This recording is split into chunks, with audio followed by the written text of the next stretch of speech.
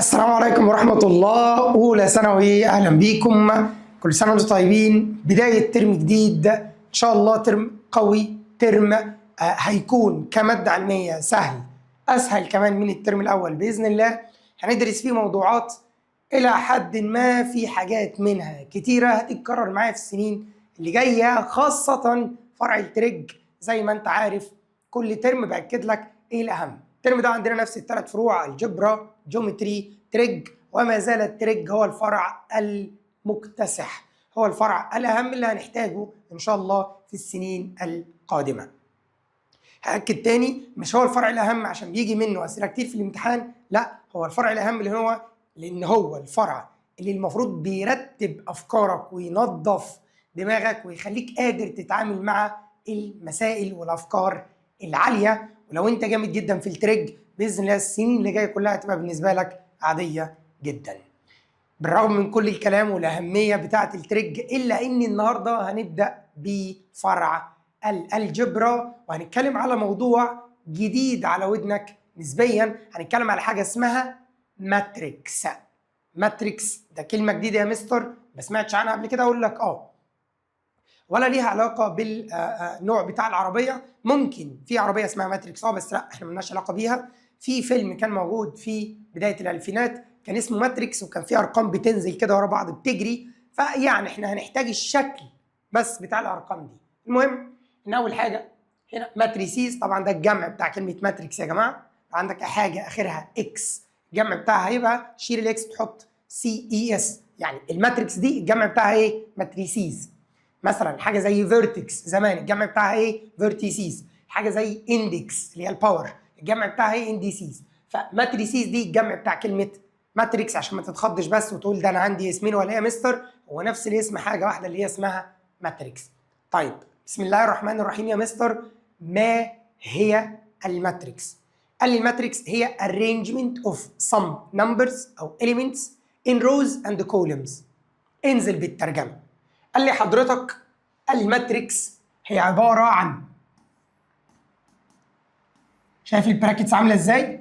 براكتس معوجة كده وشوية أرقام أو شوية نمبرز، يعني ليترز، مثلا نمبرز ليترز أي حاجة، مترتبين على شكل روز وكولم. رو اللي هو صف وكولم اللي هو عمود. يعني ممكن تلاقي المسألة جاية بالشكل ده 5 7 3 وهنا 2 1 4.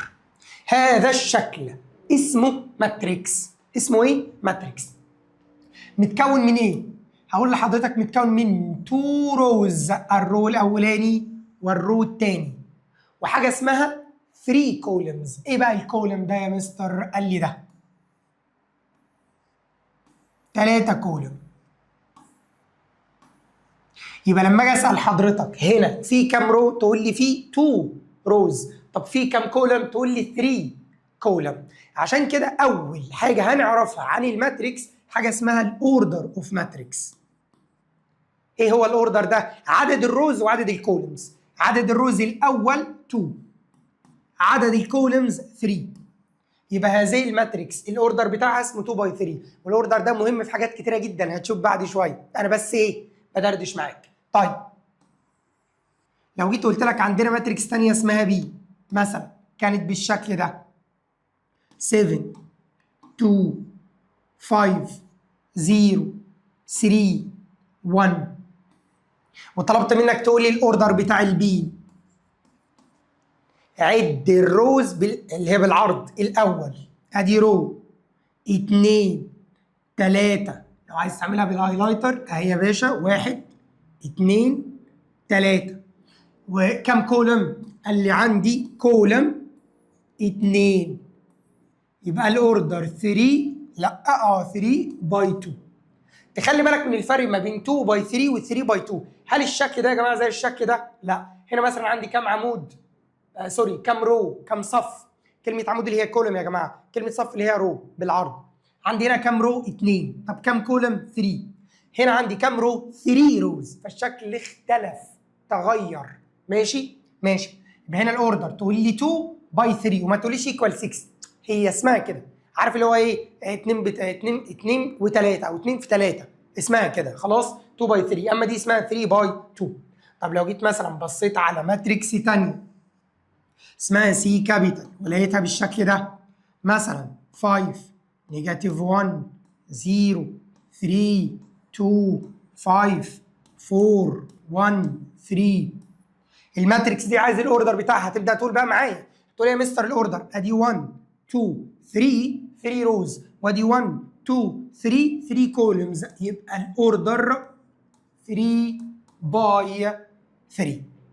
هو الاوردر مهم للدرجه دي؟ يعني انت عمال تاكد عليه يا مستر، اقول لك الاوردر مهم في كل ماتريكس من هذه الماتريسيز. طيب دي اول حاجه عايزك تعرفها عن الماتريكس. تاني حاجه عايزك تعرفها ايه؟ ان كل نمبر ليه بوزيشن، ليه موقع، يعني يختلف عن التاني. مثال صغير، لو جيت قلت لك هذا الرقم مكانه فين؟ هتقولي مكانه في اول رو واول كولم. تاني كده، اول رو اول كولم. الماث مش بيحب الكلام، بيحب الرموز، ففي المساله اللي هنسميها كده A11. A11 دي ما تقراهاش 11، تقراها 11. A11 قال لي اول رو اول كولم. طيب ال7 دي قال لي هيبقى اسمها او البوزيشن بتاعها A12، اول رو تاني كولم، اول رو تاني كولم. طب اللي بعدها قال لي هيبقى البوزيشن بتاعها A13، اول رو تالت كولم. هقولها لك بالطريقه بلدي شويه بعد شويه، لو انت عايز تعرفها بطريقه تانيه عادي يعني مفيش مشكله، بس اسمع مني. لما نيجي نبص على ال2، خلي بالك كده انت نزلت للرو التاني صح؟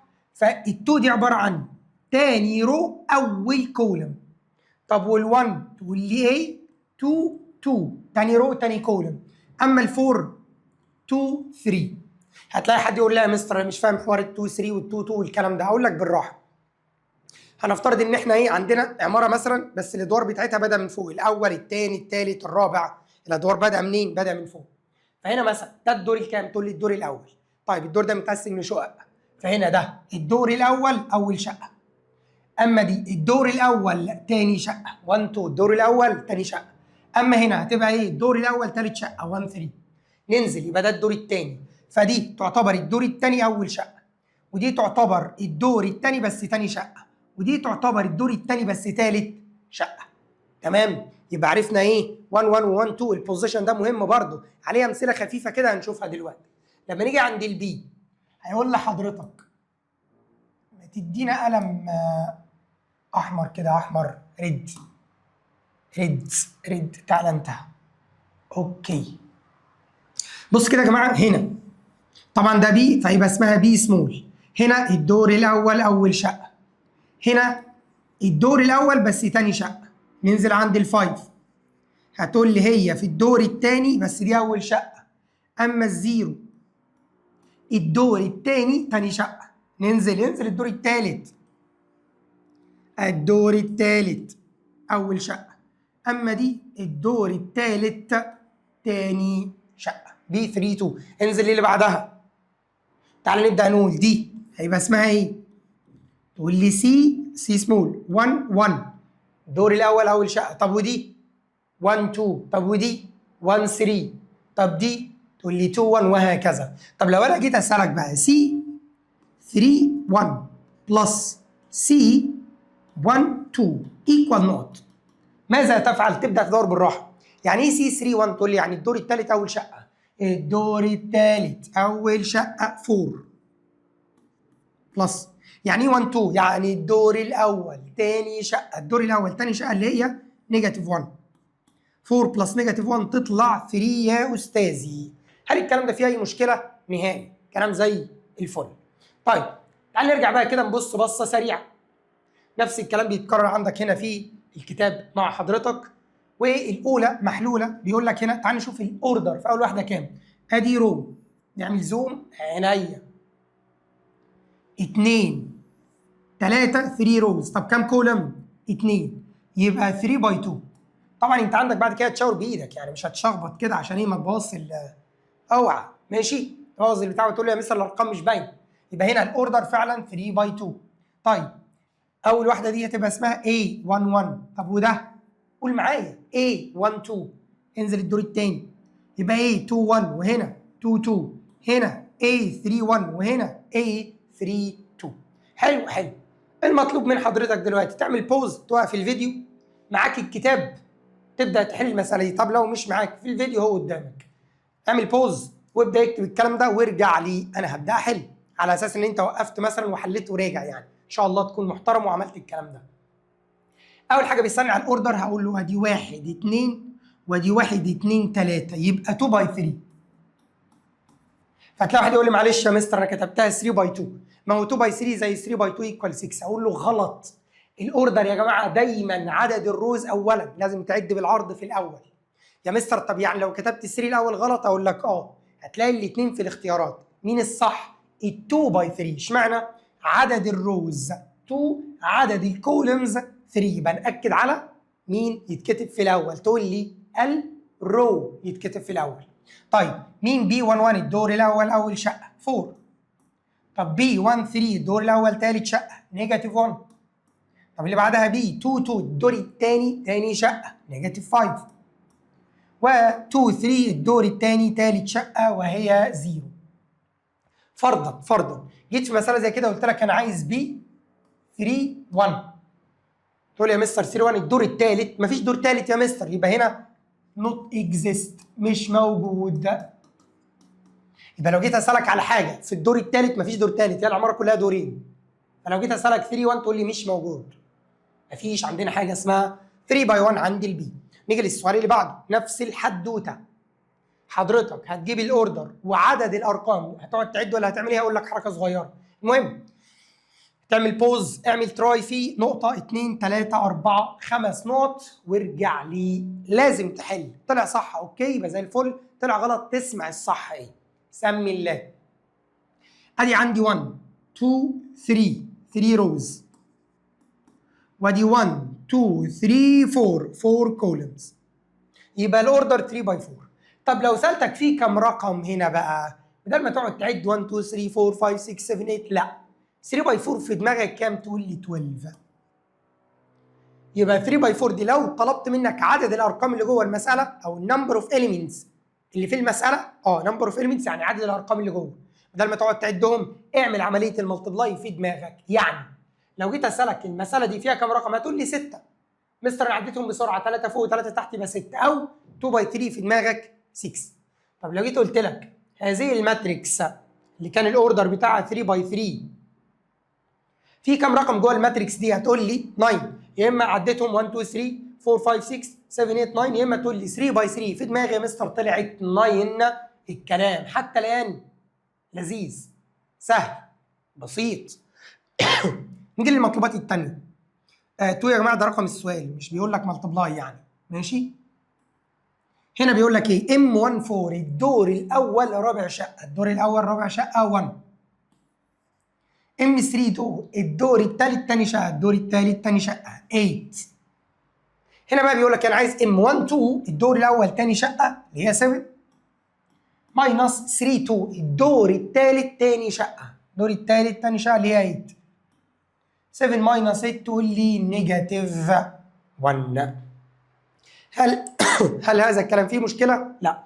نيجي بقى لتاني بوينت عندي في الدرس. بعد ما اتعرفنا عليه ماتريكس وعرفنا اهم حاجه الاوردر بتاع الماتريكس والبوزيشن بتاع كل نمبر، قال لي عندك شويه اسماء مهمه او شويه اسماء جديده على ودنك ما سمعتهاش قبل كده، وتطول بالك معايا. الجزء اللي فات ده انت حليت بايدك، الجزء اللي جاي شويه لحد ما يجي لك حاجه تحلها بايدك، ماشي؟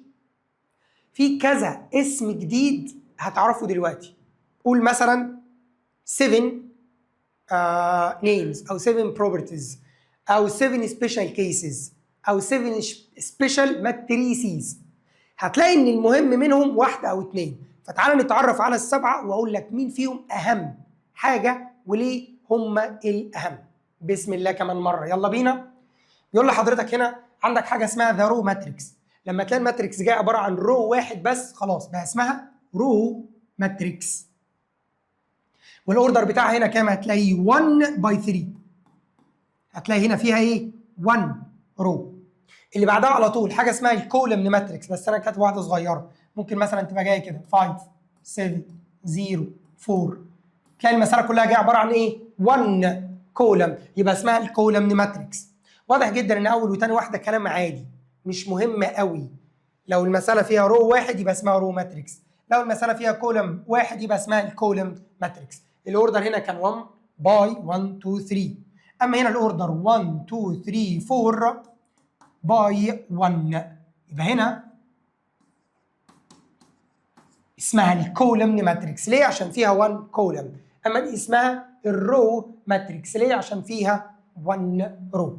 رو ماتريكس كولمن ماتريكس، تسمع من هنا وتطلع من هنا، كلامي انتهى، مش مهم قوي. طيب لو الماتريكس كلها زيروس ايا كان الاوردر بتاعها بيبقى اسمها زيرو ماتريكس. يبقى ما هي الزيرو ماتريكس؟ الماتريكس اللي كل ارقامها زيروس ايا كان الاوردر بتاعها ايه. ماشي؟ نفس الكلام، اسمع من هنا تطلع من هنا، مش هتفرق معاك حاجه خالص. فدي اسمها زيرو ماتريكس. نيجي بقى الرقم 4. قال لي في حاجه اسمها سكوير ماتريكس. ايه بقى سكوير ماتريكس دي؟ قال لي هتلاقي عدد الروز قد عدد الكولمز. يعني ايه؟ يعني تلاقي المساله كده، بص ادي 1 2 2 روز 1 2 2 كولم، الاوردر بتاعها 2 باي 2، او 1 2 3 1 2 3 الاوردر بتاعها 3 باي 3. لو عدد الروز قد عدد الكولمز، بص عدد الروز قد عدد الكولمز، يبقى اسمها سكوير ماتريكس. والسؤال اللي المفروض يجي في دماغك هنا، هل في ماتريكس تبقى كده رقم واحد بس 1 رو 1 كولم اقول لك الاوردر بتاعها 1 باي 1 عادي، ودي سكوير ماتريكس ايوه برضو عادي، يعني عادي مفيش اي مشكله. تمام؟ يبقى انا عندي لو كانت 1 باي 1 او 2 باي 2 او 3 باي 3 او 4 باي 4 او ان باي ان، عدد الروز قد عدد الكولمز، اقدر اقول عليها سكوير ماتريكس بس. تمام؟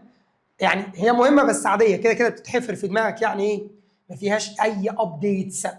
تعال نشوف بقى حاجه اسمها ذا دايجونال ماتريكس. اول ما اقول كلمه دايجونال يا جماعه ايه اللي بيجي في دماغك؟ تقول لي مستر زمان لما كان بيبقى فيه مثلا ريكتانجل كده، ده اسمه دايجونال وده اسمه دايجونال. اقول لك صح، صح. احنا بقى لما نيجي نبص على السكوير ماتريكس هتلاقي ان ممكن اسمي ده دايجونال واسمي ده دايجونال عند السكوير ماتريكس، بس هنا في 3 باي 3 ده دايجونال وده دايجونال. حلو الكلام؟ حلو الكلام. تعالى بقى معلش عند الواي دي نعمل ايه؟ حاجه صغيره كده عشان نفهم اكتر ما معنى الدياجونال ماتريكس. تعرف يعني عليت صوتي في الدياجونال دي. قول بسم الله معايا. ادي واي، هنحط البوزيشن بتاع كل واحده 1 1. طب وهنا واي 1 2 الدور الاول تاني شقه. طب هنا واي، قول معايا 1 3 انزل لهنا واي الدور الثاني اول شقه. طب وهنا واي 2 2. طب هنا واي 2 3 انزل معايا واي 3 1. وهنا واي 3 2 وهنا واي 3 3. ركز بقى معايا كده وبص لي على الدايجونال ده 1 1 2 2 3 3. اركن كل الباقي، اركن كل الباقي. هذا الدايجونال اللي فيه 1 1 و2 2 و3 3 بنسميه الدايجونال الرئيسي، المين دايجونال. بسميه ايه يا جماعه؟ المين دايجونال، اللي هو البوزيشن بتاعه بيبقى 1 1 2 2 3 3. يبقى دلوقتي حضرتك اول ما تشوف الماتريكس السكوير ماتريكس سواء 3 باي 3 او 2 باي 2 تروح مشاور على ده وتقول لي ده اسمه مين دايجونال. اسمه ايه؟ مين دايجونال. لا يبقى نشاور على ده ونكتب كده مين دايجونال. حلو الكلام مستر طب انا عايز اسمي ده مين دايجونال. اقول لك ما ينفعش، ده المين دايجونال دايما هو اللي نازل كده ايه؟ مايل كده، ماشي؟ من اقصى اليسار فوق لاقصى اليمين في الاسفل. هو ده اللي اسمه مين دايجونال يا جماعه. ليه بقى بعرف المين دايجونال؟ قال لي الدايجونال ماتريكس دي يا سيدي هتبقى عباره عن ماتريكس اي ارقام بره الدايجونال زيروس. يعني كده ما هي الدايجونال ماتريكس؟ قال لي هي ماتريكس كل الارقام اللي بره الدايجونال ده لازم تكون زيرو 0 0 0 0 0 0 0 هنا وزيرو هنا، يبقى دي اسمها دايجونال ماتريكس. اتس ا سكوير ماتريكس، طبعا الكلام على ال 3 باي 3 وال 2 باي 2 بس، ماشي. all its elements are zeros، كل الارقام زيروس ما عدا مين؟ ما عدا المين دايجونال، ما عدا المين دايجونال اللي فيه 1 1 و2 2 و3 3. المين دايجونال ما ينفعش يبقى كله زيروس، ممكن تكتبها كده عندك بالعربي، المين دايجونال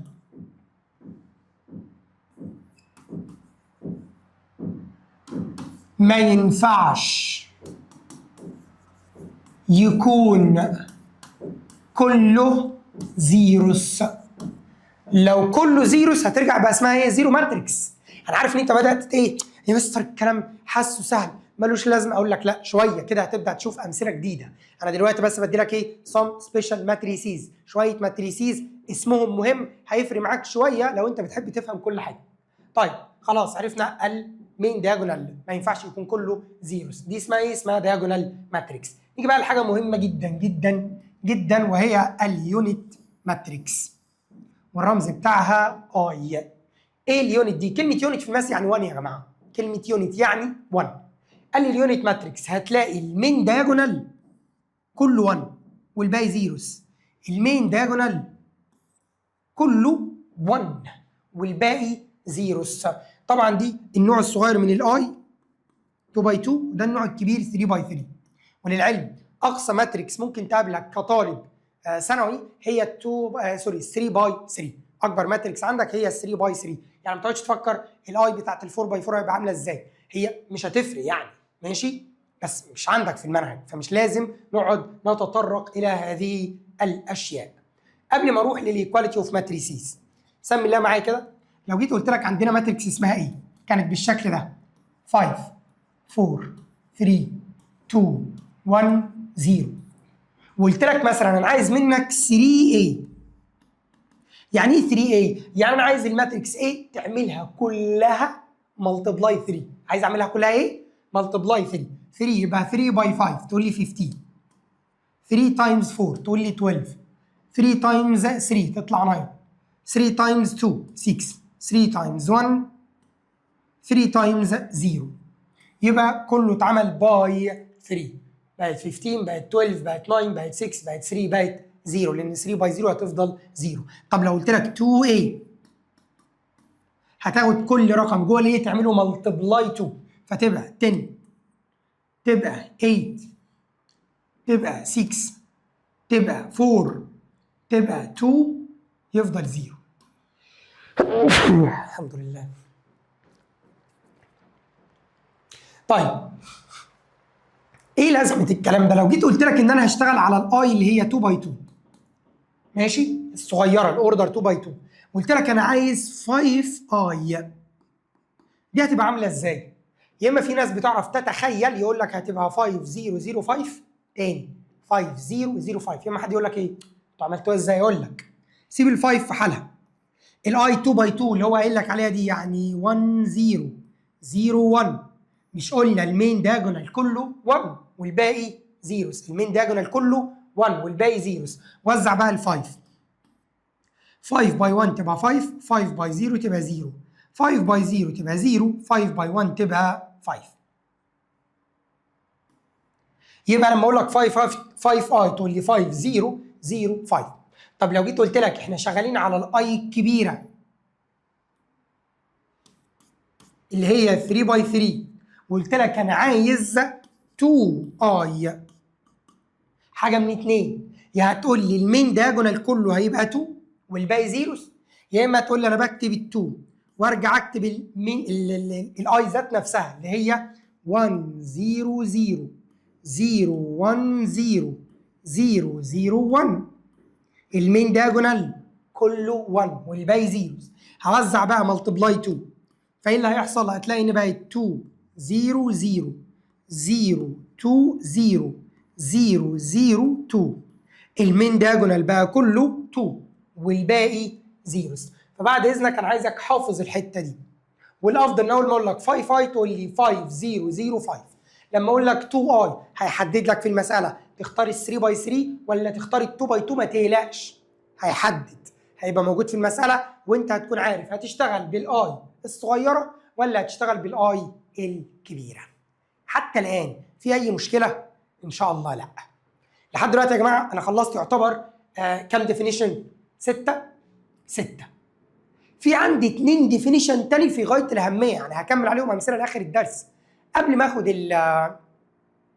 التو ديفينيشنز دول، تعالى اكلمك على حاجه صغيره جدا جدا جدا، حاجه اسمها الايكواليتي اوف ماتريسيز. الايكواليتي اوف ماتريسيز، لو انا قلت لك ان هذه الماتريكس ايكوال هذه الماتريكس، انت هتعمل ايه؟ هتقول لي اول حاجه هل نفس الاوردر؟ لازم يكون نفس الاوردر. ادي هنا 2 باي 3 وهنا 2 باي 3. طب احل المساله ازاي؟ خاصه ان فيها ليتر زي واي واكس وزد. قال لي ببساطه كل رقم ايكوال اللي قصاده الناحيه الثانيه، يبقى بنظره عين مباشره الزد ايكوالز 3. زد ايكوالز 3. تعمل كده. تاني حاجه الزيرو قصاده زيرو مش هكتبها، لكن اكس ماينس 3 اقول له ان هي ايكوال مين؟ تقول لي ايكوال 2. اكس ماينس 3 ايكوالز 2. اخر واحد هنا ابدا اخر واحد هنا، او ال1 3 هنا قد ال1 3 هنا، كل واحد ايكوال اللي قصاده. طب ما الماينس يطلع بلس، يبقى الاكس ايكوال 2 بلس ال3 5. اخر حاجه ما هو مش ناقص غير الواي، هاخد ال2 واي بلس 1 اساويها بال9، يبقى 2 واي بلس 1، خلينا نكملها هنا مش مشكله. 2 واي بلس 1 نساويها ب9، يبقى البلس يطلع ماينس 9 ماينس 1 8، والباي يطلع ديفايدد 8 ديفايدد 2 ب 4. يبقى دلوقتي انا عرفت اجيب الاكس وعرفت اجيب الواي وعرفت اجيب الزد. وهي مالتبلاينج نمبر باي ماتريكس مفيش مشكله. قلنا هنا مثلا عايز 2a، كل رقم جوه الايه اعمله باي 2، يبقى هنا 6، هنا 5 تبقى 10، نيجاتيف 1 تبقى نيجاتيف 2، نيجاتيف 2 تبقى نيجاتيف 4، بيعمل كله باي 2، و0 تفضل 0، اما 4 تبقى 8. هل حتى الان في اي مشكله؟ باذن الله لا. بص يا حبيب قلبي، اول ما توصل للكلمه اللي اسمها ماتريكس ترانسبوز، ده يعتبر الجزء الرئيسي في الدرس. بس قبل ما اروح للجزء ده، في مساله كده من المعاصر ومن الهوم ورك، فانا عايز ادردش فيها معاك الاول تبع الانترودكشن. يعني اين انت؟ انا جايب لك صفحه من الهوم ورك اهي. سؤال من الهوم ورك. بسم الله الرحمن الرحيم. سيبك من فايند اي تي دي. ماشي، هبدا بنمبر 5. الكلام ده كده كده هتلاقيه محلول في فيديو الواجب، بس انا حابب ادردش معاك فيه. هنبدا بالسؤال ده، بيقول لك ايه؟ write all the following elements of matrices. هو عايزك تكتب شكل الماتريكس عامل ازاي. فهنا بيقول لك ايه؟ الماتريكس اسمها ايه؟ اسمها A كابيتال. السؤال بقى هنا قال لك ان الاليمنتس اللي جوه اي جي. ايه الاي والجي بقى؟ قلنا الاي عدد الروز والجي عدد الكولمز، يبقى هنا لو مش باين عندك دي اي ودي جي. طب هو بيجي على جنب يقول لك ايه؟ الاي فيها 1 2 يبقى فيها 2 روز، هنا 2. طب والجي 1 2 3 يبقى 3 كولمز. يبقى الماتريكس بتاعتك هتبقى عباره عن ايه؟ تقول لي عباره عن 2 روز. طب كام كولم؟ 3 كولم. يبقى الشكل بتاعها هيبقى كده. فانت تيجي بخط صغير تروح كاتب كده، هنا اللي هنا بيبقى اسمه ايه؟ 1 1. طب اللي بعده 1 2. طب اللي بعده 1 3. انزل الدور الثاني A 2 1، اللي بعده 2 2، اللي بعده 2 3. بس يا باشا، هو شكلها يخض بس هي كلام فاضي. طب معلش واحده كمان، هنا بيقول لك الماتريكس دي اسمها بي اي جي، برضه هنا يا جماعه جي بس مش باينه كامله. هنا بيقول لك الاي كام؟ 3، يبقى انا عندي 3 روز. دايما الاي بتاعت الرو الاولاني هو اللي قاله في الاول، ده الرو، والجي الكولمز.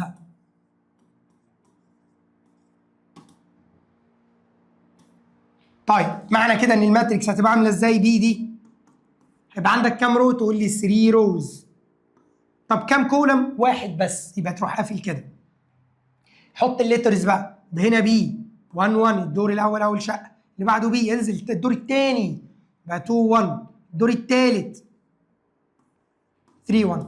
الشرطه اللي بتتعمل دي يا جماعه مش شرط انت تعملها. يعني انا بس بكتبها عشان احدد الاماكن اللي هكتب فيها الارقام. طيب كمان واحده. هنا بيقول لك الماتريكس اسمها ايه؟ وقال لك اكس واي، ما قالش ايه اي وجي. اكس هي الرو، واي هي الكولم. رجع قال لك ايه؟ قال لك الاكس والواي 1 2 3. يبقى انا عندي 3 روز و3 كولمز. هتلاقي ناس سابت المساله كلها وراحت تبص على دي. مستر هي ايه دي؟ ده رمز يا جماعه، رمز ماث اسمه فور افري او ات. هو عايز يكتب الماتريكس دي لما الاكس 1 2 3 ولما الواي 1 2 3. مين الاكس؟ عدد الروز. مين الواي؟ عدد الكولمز. بس زود حاجه هنا. ايه دي بقى؟ دي ريليشن هعمل بيها ايه؟ اتقل وهقول لك. اتقل. تعالى بس نكتب الماتريكس بتاعتنا. ادي ايه؟ هروح عامل كده. كام رو؟ 3 روز. ادي 1 2 3. كام كولم؟ 3 كولم. يبقى كولم تاني وكولم تالت. حط الليترز بتاعتك زي ما اتعودنا. مستر مش شرط اعمل دول، مش شرط تعمل دول، ممكن تكتب كده A 1 1 هنا، A 1 2 واللي هنا هم يكونوا قصاد بعض بس A 1 3. انزل الدور الثاني تقول لي 2 1، اللي جنبه 2 2، اللي بعده 2 3. انزل الدور الثالث A 3 1، A 3 2، A 3 3. ده اللي احنا متعودين عليه. هنا بقى بيقول لك ايه؟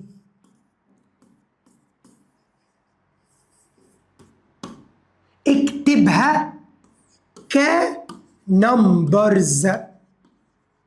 انا مش عايزها ليترز، انا عايز ارقام. ايه طب انا هجيب الارقام من عندي؟ قال لك لا، ما هو اي رقم عايز تحسبه تعمل ده واي ماينس اكس. السؤال بقى لما نبص مين الواي ومين الاكس؟ الواي هو الرقم الثاني والاكس هو الرقم الاولاني. تاني، واي هو تاني واحد، اكس هو اول واحد. يعني لما اجي مثلا هنا هعمل ايه؟ هتعمل واي ماينس اكس، يعني هتعمل 1 ماينس 1. طب في اللي بعده 2 ماينس 1. طب في اللي بعده 3 ماينس 1. سؤال يا مستر، ليه ما عملتش مثلا هنا 1 ماينس 3؟ ما ماينس. قال لك لا امشي ورا اللي هو بيقول عليه. هو بيقول واي ماينس اكس. يبقى انت هتاخد ايه؟ هتاخد تاني واحد ماينس اول واحد فيهم كلهم، تاني رقم ماينس اللي قبله، تاني رقم ماينس اللي قبله، تاني رقم ماينس اللي قبله. طب تعالى نعمل ماينس كده. 1 ماينس 1 0، 2 ماينس 1 1، 3 ماينس 1 2. هنا 1 ماينس 2 نيجاتيف 1، 2 ماينس 2 0، 3 ماينس 2 1. هنا 1 ماينس 3 نيجاتيف 2، 2 ماينس 3 نيجاتيف 1، 3 ماينس 3 0. يبقى في السؤال ده بعد ما عملت وكتبت الارقام بتاعتك او الليترز بتاعتك، بعد ما كتبنا الليترز قال لك انا عايزها ارقام، فطبقنا هذه الريليشن واي ماينس اكس. طيب طبعا كان عايز حاجه ثانيه هنا هتعرفها لما تتفرج على فيديو الهوم ورك. انا هديك بقى مساله من عندي مش موجوده في الشرح، في كتاب الشرح، ولا موجوده في كتاب الواجب. بص السؤال على نفس الفكره دي بس عشان يبقى ايه اكدنا عليها. يجي يقول لك ايه؟ B equal B I J. I can belong 1 2. J belong 1 2 3. وهو عايزك تكتب الماتريكس رايت ماتريكس B وير ادالك ريليشن. قال لك B I J equal. ركز عمل ايه؟ قال لك I بلس J. فانت تعمل ايه؟ تبدا بالعادي. ايه العادي يا مستر؟ تقول لي المساله بتاعتك فيها كام رو وكام كولم. فالاوردر هنا او الرو هنا 2 روز 2. طب كولمز 3 كولم. يبقى انا دلوقتي هيبقى عندي 2 روز بس 3 كولمز. ده هو اللي بيقول لك. فاول واحد هنا هيبقى بي 1 1. خلي بالك اللي بيعرف او اللي بيحب يسيب مسافات مريح دماغه عشان ما يسرحش. وانا واقف بعد كام واحد؟ طب انا هكتب 2 رو ولا 3 رو؟ هو بيبقى مرتب الدنيا 2 روز و 3 كولمز. انا عن نفسي بحب اسيب المسافات دي او السبيسز دي. فهنا 1 1، اللي بعده 1 2، اللي بعده 1 3. انزل 2 1 اللي بعده 2 2 اللي بعده 2 3. يبقى انا كتبت كام رو؟ 2. كام كولوم؟ 3 زي ما هو قال لي. كده انا كتبت الجزء الاول من المساله، انا كتبت الماتريكس. عايزها ارقام، عايزها نمبرز، فقال لك تعمل الاي بلس الجي. يعني دلوقتي عشان اجيب الارقام ماذا افعل؟ تاخد الرقم ده بلس الرقم ده، 1 بلس 1 2، 1 بلس 2 3، 1 بلس 3 4، 2 بلس 1 3، 2 بلس 2 4، 2 بلس 3 5.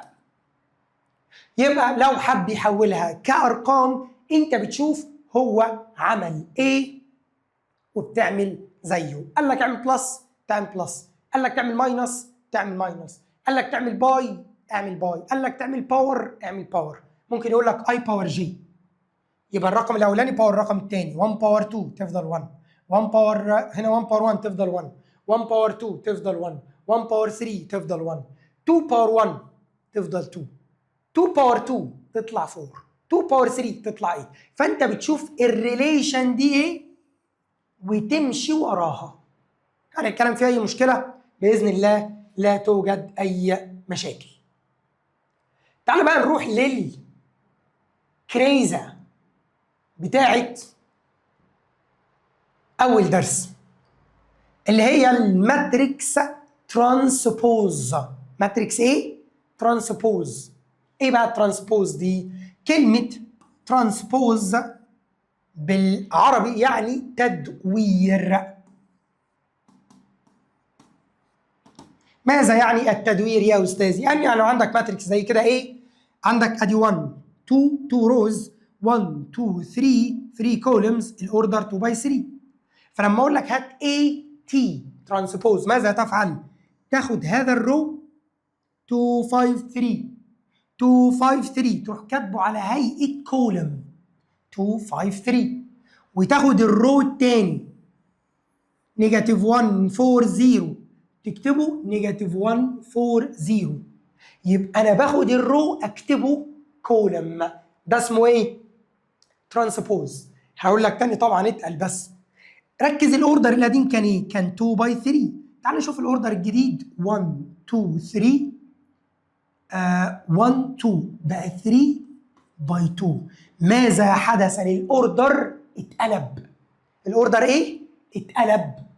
طب معلش كمان واحده يا مستر، لو جيت قلت لك ماتريكس بي كانت بالشكل ده 5 7 3 1 0 2 4 9، لما اقول لك هات البي تي اوعى تقراها بي باور تي، لا اسمها بي تي ترانسبوز، تي اختصار لكلمه ترانسبوز. ماذا تفعل؟ تاخد هذا الرو كله وتروح كاتبه على شكل كولم 5 7 3 1 5 7 3 1 اللي بعده 0 2 4 9 0 2 4 9.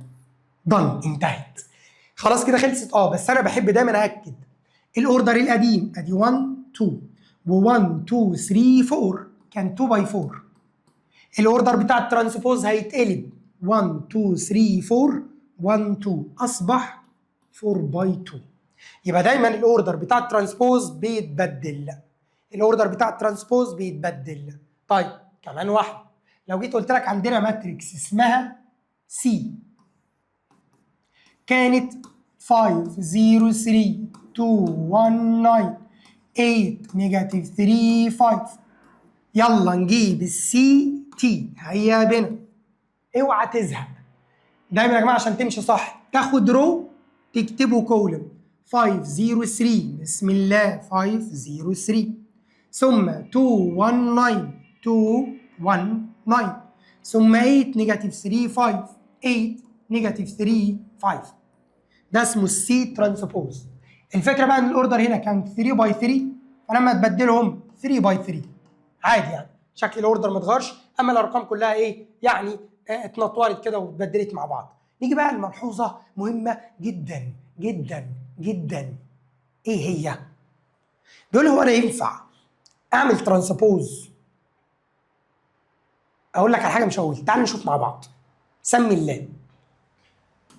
بص كده، وليكن مثلا ماتريكس اسمها اكس كانت بالشكل ده 1 3 5 3 2 0 5 0 اي حاجه 4 مثلا.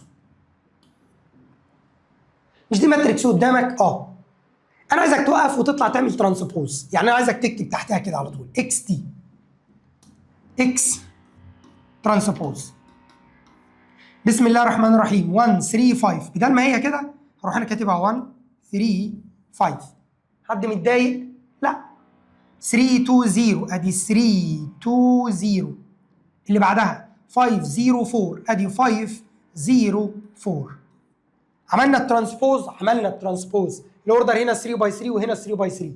بس في حاجه غريبه. ايه الحاجه الغريبه دي؟ بص كويس كده. مستر ايه ده؟ ده هي بالظبط. دي رجعت لاصلها يا مستر. ده الاكس هي الاكس ترانسبوز. ده سحر ده ولا ايه؟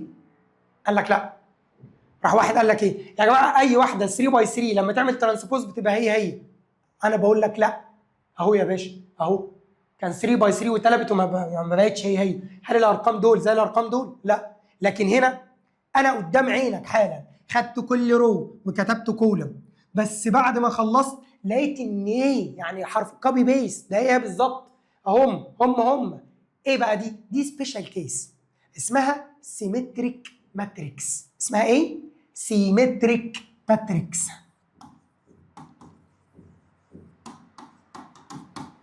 سيمتريك بقى سيمتريك يعني مش هتقف على النطق اكيد.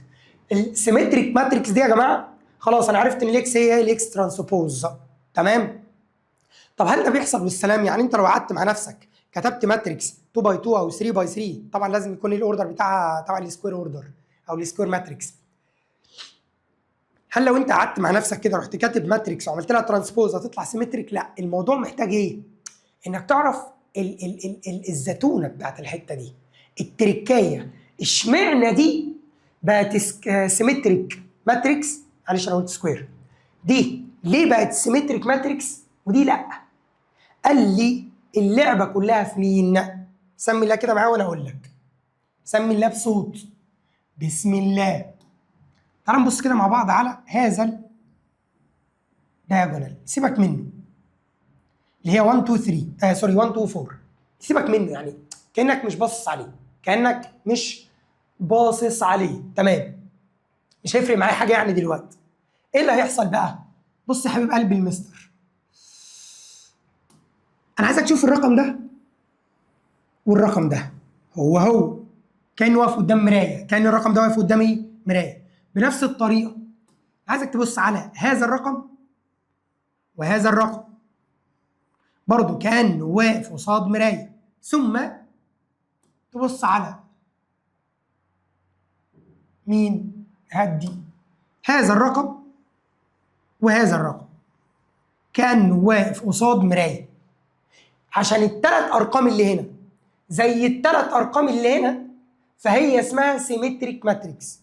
يعني لو انا مثلا كتبت هنا 1 و7 و2 وهنا 1 و7 و2 هتفضل سيمتريك. اللعبه مش بس كده يا جماعه. كلا اسمع مني. تعال نكتب البوزيشن. هو ده الدور الاول تاني شقه صح؟ A1 2 وده الدور الاول تالت شقه A1 3. هنا الدور الثاني اول شقه. واخد بالك ان 1 2 هو 2 1. الدور الاول تاني شقه زي تاني شقه زي الدور الثاني اول شقه. A1 2 زي A2 1. هنا A1 3 لما تيجي هنا هتلاقي الدور الثالث اول شقه A1 3 زي A3 1. طب ده كان الدور الثاني ثالث شقه A2 3. هنا A3 2 الدور الثالث ثاني شقه. فالسيمتريك هتلاقي ان 1 2 زي 2 1 1 3 زي 3 1 2 3 زي 3 2. يبقى السيمتريك ماتريكس هتلاقي اي جي هي اي جي اي. يعني مثلا A1 2 هي A2 1. اقلب معايا. A1 3 هي A3 1. A2 3 هي A3 2. ده شرط السيمتريك ماتريكس. شرط السيمتريك ماتريكس عزيزي الطالب ان الام والام ترانسبوز يكونوا قد بعض. امتى؟ طبعا بقلمك دلوقتي قلم خفيف كده يا جماعه تروح معلم على هذا المين دايجونال عندك في الكتاب، ثم تعمل مثلا سيركل عند النيجاتيف 1، سيركل عند النيجاتيف 1 اللي قصادها 1 2 و 2 1، ثم تعمل سكوير مثلا عند ال5 وسكوير عند هذه ال5، وتعمل علامه صح عند الزيرو وعلامه صح عند الزيرو. الثلاث ارقام اللي هنا زي الثلاث ارقام اللي هنا، يبقى وي نوتس ذات ام ايكوالز ام ترانسبوز، عشان كده اسمها سيمتريك ماتريكس. اسمها ايه؟ سيمتريك ماتريكس. طيب في حاجه بقى اسمها سكيو سيمتريك ماتريكس. ما هذا؟ تعال اقول لك، تعال نكتب دي، تعال دي هنا. ادي رو 0 و2 و0 ونيجاتيف 2 ونيجاتيف 4. هات لي قلم اللي هو مش عارف احمر ولا طوبي ولا ضعيف ده. هناخد الرو ده نكتبه كولم 0، هبقى اجيب الترانسبوز 0 نيجاتيف 2 نيجاتيف 4. طيب 2 0 نيجاتيف 7 2 0 نيجاتيف 7، ثم 4 7 0 4 7 0. هنا سيبك من الحته دي، يعني ما تكملهاش مش هتفرق معايا. كنت بقول لك تاخد النيجاتيف كومن فاكتور، بس انا اقول لك بطريقه اسهل. تعالى نعمل الاثنين دول بلس بعض. لو انا طلبت منك مثلا انك تعمل ماتريكس A بلس الاي ترانسبوز، انا كده كده هتكلم عن البلس تفصيلي بعد شويه، ده جزء تاني من الحصه دي. A بلس الاي ترانسبوز، هتعمل كل رقم بلس اللي قصاده فيطلع 0. نيجاتيف 2 بلس 2 هتطلع 0. نيجاتيف 4 بلس 4 هتطلع 0. 2 بلس نيجاتيف 2 هتطلع 0. 0 بلس 0 انت واخد بالك معايا هتطلع 0. نيجاتيف 7 بلس 7 هتطلع 0. هتلاقي 4 بلس نيجاتيف 4 تطلع 0. 7 بلس نيجاتيف 7 تطلع 0. و0 بلس 0 تفضل برضه 0. يعني طلعت 0 ماتريكس. يبقى البلس ده لو طلع بره هيبقى ماينس. فقال لك انك هتلاقي هنا سكيو سيمتريك، مش سيمتريك بالظبط، هي سكيو سيمتريك. تمام؟ طلع ان الاي نيجاتيف الاي ترانسبوز، دي شرط حاجه اسمها سكيو سيمتريك يا باشمهندسين. A ايكوال نيجاتيف الاي ترانسبوز. طب ده اعرفه ازاي؟ من المساله قبل ما تبدا. السكيو سيمتريك والسيمتريك افرق بينهم ازاي؟ قال لي اول حاجه في السكيو سيمتريك قول بسم الله كده بصوت، بسم الله. بص على المين دايجونال. ماشي ثانيه واحده نصغر ده شويه اهو. بص على المين دايجونال. في السكيو سيمتريك المين دايجونال كله زيروس. في السكيو سيمتريك المين دايجونال كله زيروس. ثم الاحظ ايه بقى؟ مش هتلاقي ده زي ده، لا ده زي ده في السيمتريك. هنا سكيو سيمتريك، فماذا يحدث؟ قال لي ده بلس ده ايكوال زيرو، وده بلس ده ايكوال زيرو، وده بلس ده ايكوال زيرو. يبقى في السكيو سيمتريك المين دايجونال كله زيرو. ثم مثلا A12 بلس A21 تطلع زيرو، و A13 بلس A31 تطلع زيرو، A23 بلس A32 تطلع زيرو. ده فين؟ في السكيو سيمتريك. تمام؟ الامثله اللي هتيجي على الكلام ده ازاي بقى؟ سمي الله. يقول لك اذا كانت هذه الماتريكس is a symmetric matrix. السيمتريك ماتريكس كيف اتعامل معها؟ طبيعي هيطلب منك اكس واي وزد او اكس واي اللي ناقصين في المساله. انت بقى تعمل ايه؟ تروح جايب قلم حضرتك الخفيف كده، قلم رصاص، وتروح علم على المين دايجونال، وابدا اقول له في السيمتريك هقول له ده ايكوال ده. اما السكيو سيمتريك كنت بقول له ده بلس ده ايكوال زيرو. هنا احنا سيمتريك فهنبدا نقول له 2x ايكوال نيجاتيف 4. سؤال، تعرف تحل دي ولا ما تعرفش؟ اعرف. المالتبلاي يروح ديفايدد، نيجاتيف 4 ديفايدد 2 تطلع الاكس بنيجاتيف 2. نيجي للي بعدها، ال 8 ايكوال الاكس بلس 2 واي، او الاكس بلس 2 واي ايكوالز ال 8. خلي بالك بالصدفه احنا طلعنا الاكس، دي حاجه حلوه. هشيل الاكس احط بدالها نيجاتيف 2، وهنا 2 واي ايكوال 8. النيجاتيف يطلع بوزيتيف، يبقى 2 واي ايكوالز 10، والمالتبلاي يروح ديفايدد 10 ديفايدد 2 تطلع لي 5. كده انا جبت الاكس بنيجاتيف 2 والواي ب 5. اروح ابص على اللي مكتوب يطلع نفس الكلام. يبقى معنى ان هي سيمتريك خلصت لي الدنيا. حلو قوي. اجين اللي عايز يكرر سؤال مفيش مشكله، بعد ما تكرره تطلع تحله بايدك. السؤال الثاني كده كده انا اول ما بصيت لقيته قايل لي سكيو سيمتريك، رحت معلم على المين دايجونال. ماذا ستقول؟ ها قول معايا. ده بلس ده ايكوال 0. هذا الاليمنت بلس اللي قصاده ايكوال 0. مش شرط تكتب بنفس الطريقه اللي في الكتاب، اكتب زي دلوقتي 3x بلس زد بلس 3 ايكوال 0. السؤال بقى، تعرف تحل ايكويشن زي دي؟ لا. ليه؟ عشان فيها 2 ليترز. عشان فيها 2 ليترز ما تتحلش. تمام؟ لوحدها طبعا ما ينفعش. طب تاني حاجه هقول له هذا الاليمنت A13 بلس هذا الاليمنت ده بلس ده ايكوال 0. يبقى 7 بلس 3y ماينس x ايكوال 0. ده بلس ده ايكوال 0. ودي كانت 7 اهي 7. اخر حاجه هروح اقول له نيجاتيف 2z بلس ال 6 ايكوال 0. لو خدت بالك هنا كان في 2 ليترز فما اعرفش احل، هنا في 2 ليترز واي واكس ما اعرفش احل، الحمد لله هنا 1 لتر. فبص ده اللي انت استفدته من كلمه سكيو سيمتريك، ان ده بلس ده ايكوال 0 ده بلس ده ايكوال 0 وده بلس ده ايكوال 0. انك تسولف ايكويشنز بقى دي حاجه قديمه. يعني انا عايزك تفصل المساله عشان تكون عارف هل في مشكله في الحته الجديده ولا في مشكله في سولفنج ايكويشن، عشان لو لا قدر الله في مشكله في الايكويشنز عايزين ندور لها على حل. وادينا يا مستر فيديو نعرف ازاي نعمل سولفنج ايكويشن. افتح معانا لايف يا مستر نحل فيه ايكويشنز مع بعض، ممكن نعمل كل الكلام ده سهل. المهم انا دلوقتي دي فيها 1 لتر يبقى البلس يطلع ماينس نيجاتيف 2 زد ده ايكوال نيجاتيف 6، واعمل ديفايدد نيجاتيف 2 نيجاتيف 6 ديفايدد نيجاتيف 2 طلعت 3. مجرد ما تجيب الزد دي موجوده هنا، فانا اقدر اشيل الزد واحط بدالها 3. يعني من ثالث ايكويشن هعوض في اول ايكويشن 3x ده ب 3 وخلاص الزد بقت ب 3 وهنا 3 زي ما هي. طبعا 3 بلس 3 ب 6 طلعها بره بعكس الساين نيجاتيف 6، واعمل ديفايدد نيجاتيف 6 ديفايدد 3 تطلع نيجاتيف 2. مجرد ما تجيب الاكس ترجع تعوض هنا يبقى 7 بلس 3y ماينس نيجاتيف 2. يا جماعه كلكم عارفين ان ماينس نيجاتيف يبقى بلس.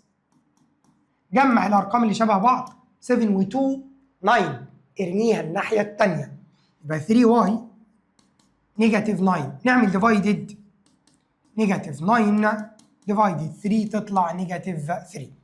لازم المساله اللي فوق واللي تحت دول يتحلوا بايدك فورا حالا بالا، ولازم الفاينل ريزلت تكون زي بعض نيجاتيف 2 نيجاتيف 3 و3 زي ما كان مكتوب عندك هنا نيجاتيف 2 نيجاتيف 3 و3. يمكن الخطوات هنا كبدايه مختلفه بس الفاينل ريزلت لا يتغير. بعد ما تحل 1 و 2 اعمل تراي في نمبر 3 لوحدك وبعدين ارجع لي. ماذا يحدث في نمبر 3؟ مبدئيا عندي نيجاتيف 2 ملتبلاي الماتريكس. فبسم الله الرحمن الرحيم اول حاجه هعمل كل رقم باي نيجاتيف 2. هنا كل رقم جوه الماتريكس باي نيجاتيف 2. تعال نسيب اللي على الشمال زي ما هي 10 نيجاتيف 20 نيجاتيف 8 و16 ايكوال. يلا كل واحد باي نيجاتيف 2 اللي هو مديها لك. نيجاتيف باي نيجاتيف يبقى بوزيتيف 10، نيجاتيف باي بوزيتيف يبقى نيجاتيف 10x، نيجاتيف 2 باي 4 يبقى نيجاتيف 8، نيجاتيف 2 باي نيجاتيف 2y تبقى بوزيتيف 4y. ماذا سنفعل بعد ذلك يا أستاذي؟ حبيب قلبي شايف علامة الإيكوال؟ يبقى كل واحد إيكوال اللي قصاده، فمش هروح أكتب له 10 إيكوال 10 أكيد. هنا نيجاتيف 20 إيكوال نيجاتيف 10x. تعال نحل دي. كتبت نيجاتيف 10x الأول عادي، ممكن تشيل النيجاتيف مع النيجاتيف او تعمل ديفايدد نيجاتيف 10 مباشره فتطلع 2. كلام عادي سهل. طب يا مستر ده انا كنت حاولت فيها من شويه وطلعت حاجه مختلفه. فهمت الصح ايه؟ عرفت غلطتك كانت ايه؟ تطلع تحلها بايدك تاني، ما تقولش لا خلاص انا عرفت الغلط، لا، تطلع تحل بايدك تاني لحد ما تطلع صح. ثم كان في ايه تاني؟ نيجاتيف 8 قصادها نيجاتيف 8، ال 16 قصادها 4 واي. يبقى نعمل كده ونقول له ال 4 واي قصادها ال 16 نعمل ديفايدد، يبقى 16 ديفايدد ال 4 تطلع 4. يبقى كده الاكس ب 2 والواي ب 4. هو بقى كان عايز ايه؟ بص انا وقفت هنا. في الامتحان يجي يقول لك ايه بقى؟ هو عايز كيوبيك روت اكس ملتبلاي واي، يبقى اقول له كيوبيك روت الاكس ب 2 والواي ب 4. كالكوليتور تطلع ب 2. تمام؟ تمام التمام باذن الله. طيب تعالى نشوف السؤال التالي. هنا عايز قيمة اكس دوت واي يعني باي واي. ماذا نفعل؟ تعال نوزع الفور أول حاجة. هنوزع الفور أول حاجة. 24 نيجاتيف 8 32 0 12 نيجاتيف 4. سبت اللي على الشمال زي ما هو. يلا نوزع الفور على كل رقم. 4 باي 6 24 4 باي 2 واي 8 واي 4 باي نيجاتيف 2 اكس نيجاتيف 8 اكس 4 باي 0 تظل 0 4 باي 3 12 4 باي نيجاتيف 1 بنيجاتيف 4. طبعا انت عندك 12 قصادها 12 النيجاتيف 4 قصادها نيجاتيف 4. انت بتاخد الحاجه اللي فيها لتر عشان تجيب قيمه اللتر الناقص. فانا هبدا ان 8 واي ايكوال النيجاتيف 8 من هنا 8 واي ايكوالز النيجاتيف 8 واعمل ديفايدد ده يبقى واي نيجاتيف 8 ديفايدد ال 8 بنيجاتيف 1 يا استاذي. ثم النيجاتيف 8 اكس قصادها 32 نيجاتيف 8 اكس قصادها 32 نعمل ديفايدد 32 ديفايدد النيجاتيف 8 نيجاتيف 4. هو كان عايز اكس ملتبلاي واي، هقول له اكس ملتبلاي واي نيجاتيف 1 باي نيجاتيف 4 تطلع 4. جميل جدا. اي سؤال من دول هتطلع بايدك بره وتحله. طلع صح يبقى اوكي، طلع غلط تسمع الشرح تشوف الشرح تفهم غلطتك ايه حتى لو غلطة حسابات وترجع تكتبه بايدك مرة اخرى بالله عليك. بالله عليك. ماشي. سؤالين هنا ونقطتين ورا بعض. قال لي ان هذه الماتريكس هي سيمتريك. دي صغيرة مش مشكلة. هعلم على المين دايجونال. في السيمتريك بقول له ده ايكوال ده. دول ايكوال بعض يبقى نيجاتيف 2 اكس ايكوالز 8 ودي ديفايدد 8 ديفايدد نيجاتيف 2 تطلع نيجاتيف 4. اما الثانيه قال لي ان هي سكيو سيمتريك والدليل ان المين دايجونال كله زيروز. طب لو مثلا كتب لك في النص هنا زد تقول الزد بزيرو. سكيو سيمتريك المين دايجونال اجباري يكون زيرو. اجباري ما فيهاش كلام. خلاص؟ طيب هو عايز اكس بكام واي بكام؟ احنا قلنا بقى في السكيو سيمتريك ان ده بلس ده ايكوال زيرو يبقى نيجاتيف 8 بلس هاف اكس ايكوالز زيرو. طلع النيجاتيف بالبوزيتيف هاف اكس ايكوال 8. هنا يا جماعه كتير قوي قوي قوي بيغلط يقول لك ودي ديفايدد تطلع الاكس ب 4. غلط. انا مش بعمل ديفايدد 2، انا بعمل ديفايدد هاف فهتطلع 16 يا باشمهندس 16. اللي بعده 5 بلس نيجاتيف 5 اوكي. هعمل 12 بلس الواي ماينس اكس ايكوال 0. شروط السكيو سيمتريك ان ده بلس ده تطلع 0. تعال نشيل الاكس ونحط بدالها ال 16 يبقى 12 بلس الواي ماينس ال 16 ايكوالز 0. طبعا عندك 12 ماينس 16 بنيجاتيف 4. 12 ماينس 16 بنيجاتيف 4. هذا النيجاتيف ينتقل الى الناحيه الاخرى بوزيتيف 4. جبنا الاكس وجبنا الواي. ننتقل حاليا ل how to add matrices. هل الموضوع صعب كادنج ماتريسيز؟ هقول لك لا، تافه بشكل مبالغ فيه، والله العظيم ما بهرج. يعني مثلا يا جماعه، مثلا ادي ماتريكس A وادي ماتريكس B، وعايز اعمل بلس او حتى ماينس، هعمل ايه؟ خلينا في البلس الاول. A بلس B، قال لي تاخد الرقم ده بلس اللي قصاده، 3 بلس 2 تطلع 5 اهي. تاخد الرقم ده بلس اللي قصاده، نيجاتيف 5 بلس 5 طلعت 0. بعد كده تاخد هذا الرقم بلس اللي قصاده، بس كده يا مستر 0 بلس 1 تطلع 1. اتقل انا جاي لك، انا سامع اللي في دماغك، هرد عليك دلوقتي. واخيرا ناخد ال 7 بلس النيجاتيف 4 تطلع 3. الاوردر هنا كان 2 باي 2 والاوردر هنا كان 2 باي 2، فالاوردر اللي بيطلع 2 باي 2 برضه.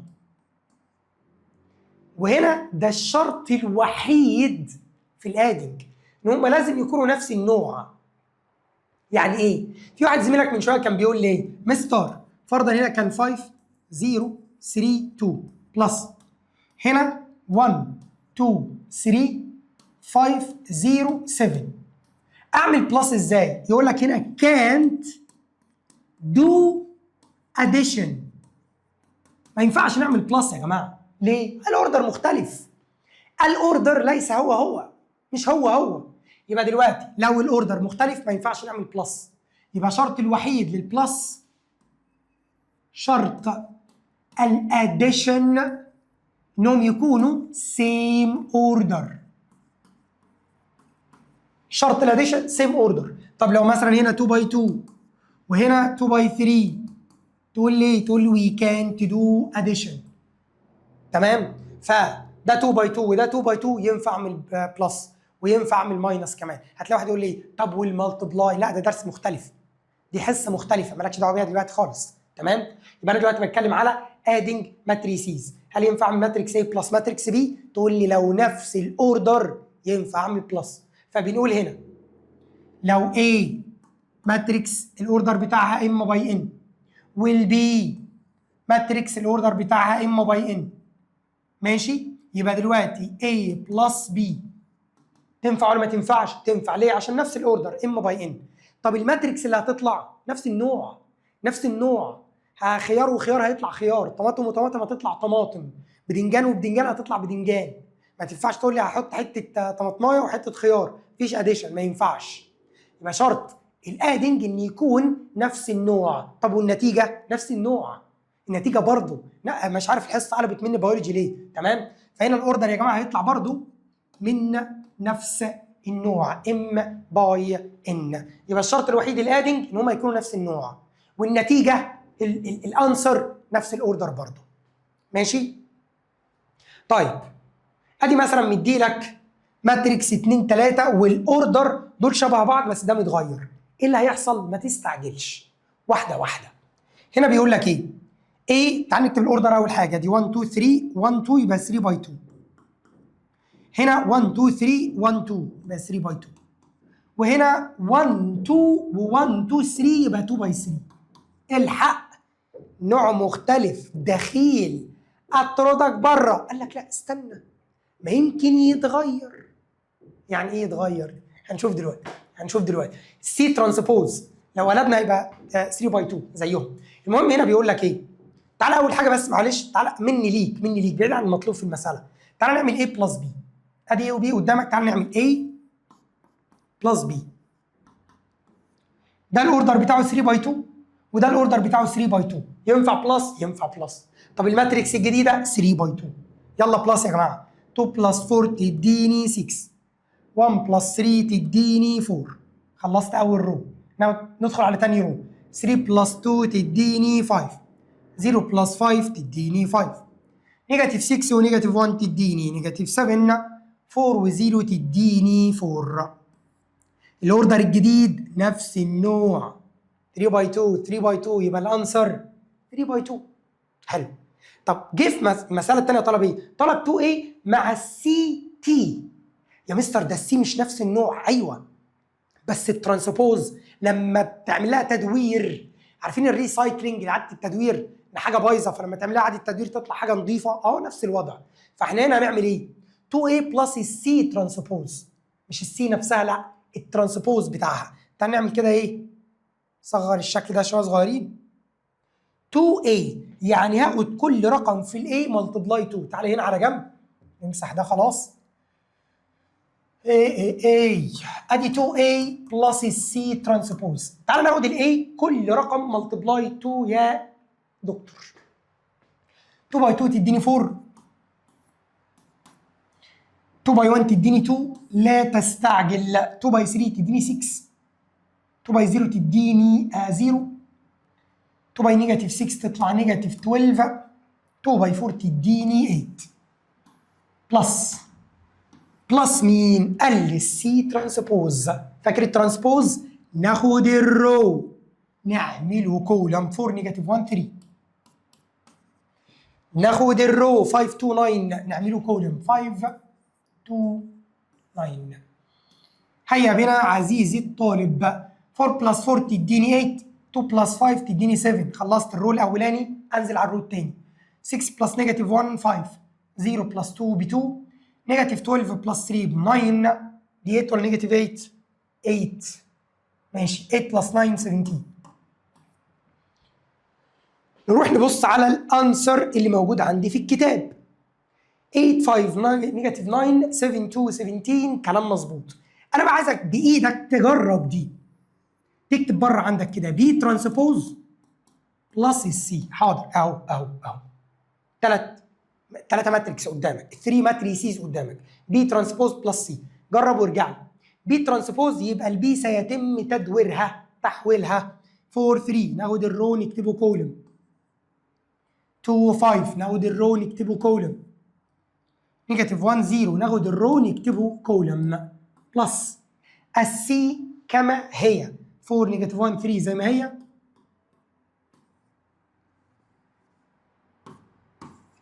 ثم 5 2 9 كما هي. هيا بنا نعمل الاديشن اعزائي الطلاب. 4 بلس 4 8 و1 و2 و8 و7 و9. كالعادة تقارن فاينل ريزلت بفاينل ريزلت. 812 879 بداية الاديشن مبشرة. كلام عادي ما فيهوش أي مشكلة، كلام بسيط بإذن الله. ده شغال. شغال. تخيل لو لقيت بعد كل ده الكاميرا مش بتصور. فين يا جماعة حاجة اسمها البروبرتيز اوف ادينج ماتريسيز. دي شوية كلام تقراهم كده ايه لوحدك، كلام فاضي يعني ملوش لازمة. اللي هو زمان كان في حاجة اسمها الاديتيف ايدنتيتي اللي هي الزيرو تزودها على أي حاجة ما تغيرهاش. كان في حاجة اسمها الاديتيف انفرس. ايه الاديتيف انفرس؟ كل رقم بوزيتيف يبقى نيجاتيف. ماشي؟ فأنا عندي الاديتيف ايدنتيتي هي الزيرو ماتريكس، والاديتيف انفرس اللي هي النيجاتيف ايه؟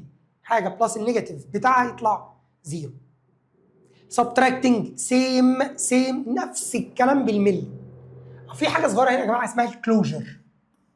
ايه الكلوجر دي؟ اللي هي نفس النوع، انت قافل عليهم زون كده، حاطط خيار وخيار فبيطلع خيار، تمام؟ حاطط اوردر 2 باي 3 مع اوردر 2 باي 3 فبيطلع اوردر 2 باي 3. هو ده معنى كلمه كلوجر، ما تتخضش يعني. كلوجر ان الاثنين لازم يكون نفس النوع والانسر هيطلع برضو من نفس النوع. كلام فاضي بقى في النص. تعالوا نشوف الماينس اكس ماينس واي ماذا سيحدث؟ كل واحد ماينس اللي قصاده. ما هو برضه نفس الشرط، نفس الاوردر، والنتيجه نفس النوع، نفس الاوردر. 3 ماينس 2 ب 1، نيجاتيف 1 ماينس 3 بنيجاتيف 4، 5 ماينس 0 ب 5، 0 ماينس 2 بنيجاتيف 2، 2 ماينس 7 نيجاتيف 5، 3 ماينس 1 ب 2. كلام عادي. عايزين مساله، نريد مساله. يقول لك لو الاي ترانسبوز بلس هذه الماتريكس ايكوال هذه الماتريكس فايند الماتريكس ايه. انا عندي ماتريكس بلس، الطبيعي ان هنقلها الناحيه الثانيه بالماينس.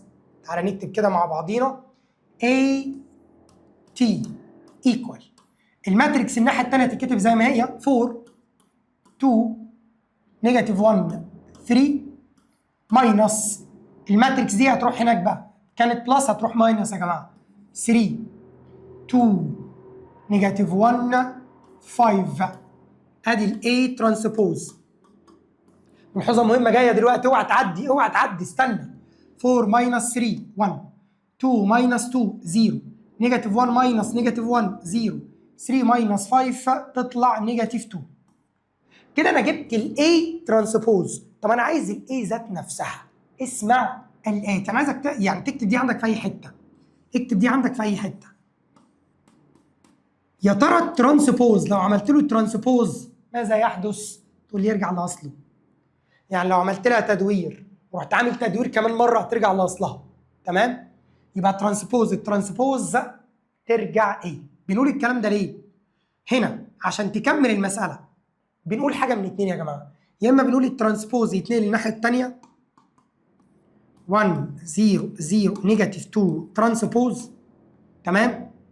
يا اما بنقول ان احنا عملنا ترانسبوز شمال وترانسبوز يمين. هي مش هتفرق حاجه. ترانسبوز قلنا كانوا بيكنسلوا بعض. تفضل ايه؟ طب تعالى نعمل تدوير.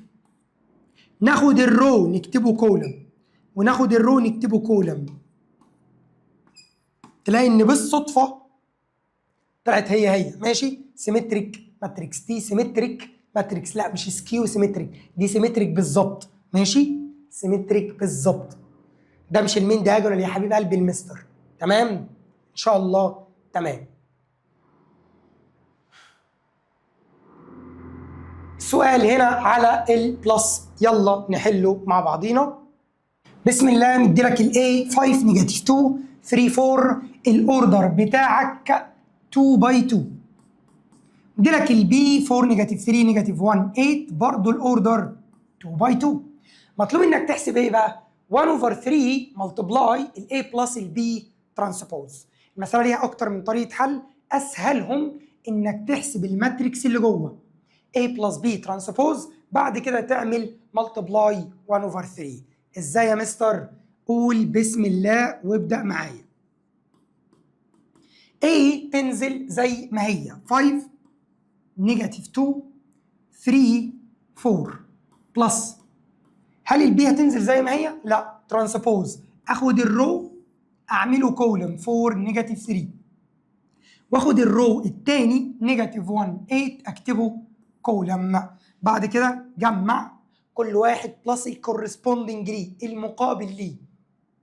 5 بلس ال 4 9 نيجاتيف 2 بلس نيجاتيف 1 بنيجاتيف 3 3 بلس النيجاتيف 3 0 4 بلس ال 8 12. كده انت حسبت مين؟ حسبت A بلس البي ترانسبوز. بس مش ده المطلوب. المطلوب ايه؟ 1 اوفر 3 ملتبلاي الكلام ده. فهقول له 1 اوفر 3 نطلع لفوق سنه ملتبلاي ال A بلس ال B ترانسبوز ايكوالز. هعمل 1 اوفر 3 ملتبلاي كل رقم جوه الماتريكس. كالكوليتور في ايدك او بتحسب معايا بدماغك. يلا بينا. 1 اوفر 3 باي 9 تطلع 3. 1 اوفر 3 باي نيجاتيف 3 تطلع نيجاتيف 1. 1 اوفر 3 باي 0 تطلع 0. 1 اوفر 3 باي 12 تطلع 4. هذا هو الفاينل ريزلت.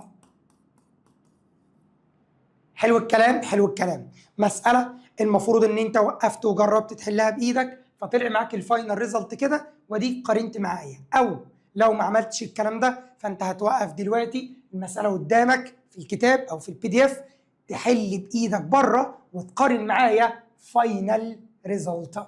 في نمبر 7 بيقول لي 3 ملتبلاي الماتريكس دي ايكوال 2 ملتبلاي الماتريكس دي بلس هذه الماتريكس اللي عدلت فيها. كان في 4 هنا عدلته وخليته 1. انت تقدر تعمل ايه؟ على الناحيه الشمال انا اقدر اعمل 3 ملتبلاي كل رقم جوه الماتريكس. 3 باي 1 3 3 باي بي 3 بي 3 باي سي 3 سي و3 باي 3 9. كده انا خلصت كل اللي ينفع يتعمل في الشمال. اروح على اليمين هوزع ال 2 على كل رقم جوه الماتريكس. 2 باي 1 مثلا ب 2. 2 باي 6 12. 2 باي نيجاتيف 1 نيجاتيف 2. 2 باي 3 ب 6 بلس هذه الماتريكس لا تلمس زي ما هي B بلس 4 وتحت C بلس 3 وهنا 3. زي ما قلت لك من شويه الناحيه الشمال الليفت هاند سايد ضن خلصت، يعني مش هيتعمل فيها حاجه جديده. 3 3B 3C و9 زي ما هم. اما هنا هبدا اخد كل رقم بلس اللي قصاده، يعني 2 بلس ال1 فتطلع 3 زي اللي قصادها. ثم 12 بلس B بلس 4.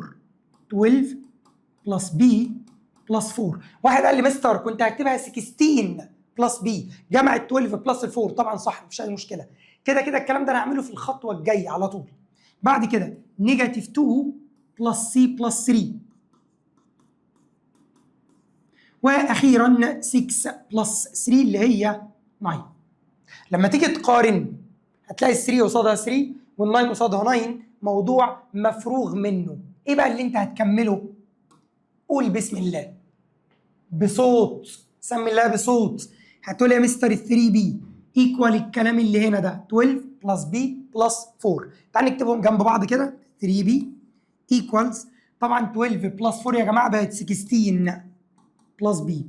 ولو حضرتك لسه عايز تمشيها زي ما هي ماشي، 12 بلس بي بلس 4 عادي. طب دي لما تيجي تكمل هتكمل ازاي؟ مبدئيا البي بلس هترجع ماينس، يبقى 3 بي ماينس البي، وهنا ال 12 بلس ال 4 اصبحت 16 زي ما قلنا من امبارح. 3 ماينس 1 يبقى 2 بي ايكوال ال 16، وادي ديفايدد 2 تطلع البي ب 8. كلام محترم. ثم نيجي للحته دي 3 سي ايكوال مين؟ اللي قصادها نيجاتيف 2 بلس سي بلس 3، يبقى 3 سي ايكوال نيجاتيف 2 بلس سي بلس 3. كالعاده برضو البلس هيرجع ماينس، يبقى 3 سي ماينس السي، هنا نيجاتيف 2 بلس 3 ب 1، ده يطلع 2 سي، وهنا 1 ودي ديفايدد تبقى السي هاف.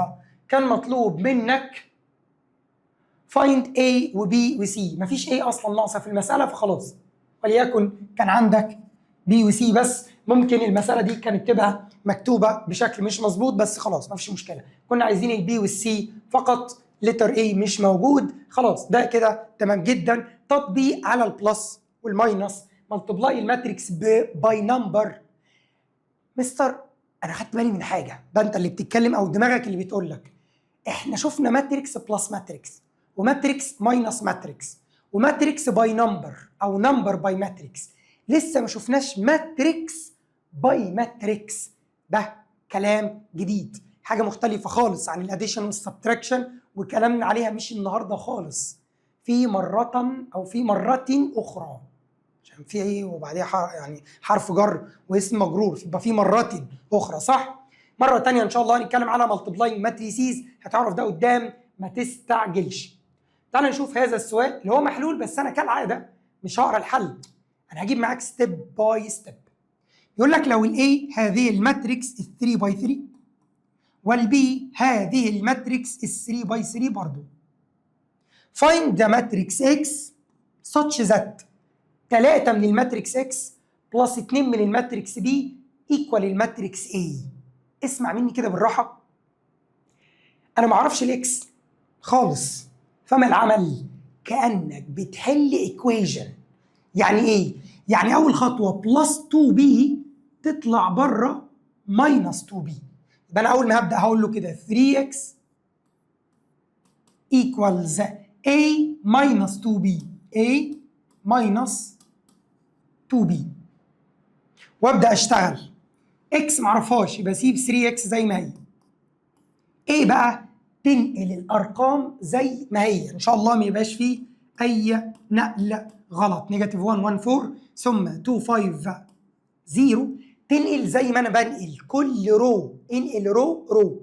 بعد كده 3 7 2 3 7 2 ماينس، الماينس نزلت، يبقى انا اروح على الماتريكس بي كل نمبر باي 2. يلا كل نمبر جوه البي باي 2، 2 باي 1 ب 2، 2 باي 2 ب 4، 2 باي 3 6، 2 باي نيجاتيف 2 نيجاتيف 4، 2 باي 4 8، 2 باي 0 0، 2 باي 0 0، 2 باي نيجاتيف 1 نيجاتيف 2، 2 باي نيجاتيف 3 نيجاتيف 6. ثم تعالى نعمل ماينس، هسيب ال 3 اكس زي ما هي، ويلا بينا كل رقم ماينس اللي قصاده الكورسبوندنج بتاعه. نيجاتيف 1 ماينس 2، حضرتك ماسك كالكوليتور وبتحسب معايا يا محترم يا متربي اكيد يعني. نيجاتيف 1 ماينس 2 بنيجاتيف 3، ثم 1 ماينس 4 بنيجاتيف 3 برضو، ثم 4 ماينس 6 بنيجاتيف 2، 2 بقى ماينس النيجاتيف 4 بقت 6، 5 ماينس ال 8 بنيجاتيف 3، 0 ماينس ال 0 تفضل 0، 3 ماينس 0 ب 3، 7 ماينس نيجاتيف 2 بقت 9، و2 ماينس نيجاتيف 6 أصبحت 8. وأخيرا أنا عايز إكس لوحدها، يبقى لازم الملتبلاي 3 تروح ديفايدد، كل نمبر ديفايدد 3، فدي تبقى نيجاتيف 1، دي تبقى نيجاتيف 1، دي تبقى نيجاتيف 2 على 3، سيبها فراكشن. 6 على 3 ب 2، نيجاتيف 3 على 3 بنيجاتيف 1، 0 ديفايدد اي رقم ب 0، 3 على 3 ب 1، 9 على 3 ب 3، 8 على 3 سيبها فراكشن. في ناس قاعده قالت ايه ده انا كنت فاكر ان اكس هتطلع رقم. اقول لك يا حبيب قلبي، اولا الدرس بتاعك اسمه ماتريكس، تاني حاجه في المطلوب في المساله بيقول لك ايه؟ فايند ذا ماتريكس اكس، وما دام الاكس اتعملت بلس البي يبقى لازم الاكس والبي يكونوا نفس الاوردر.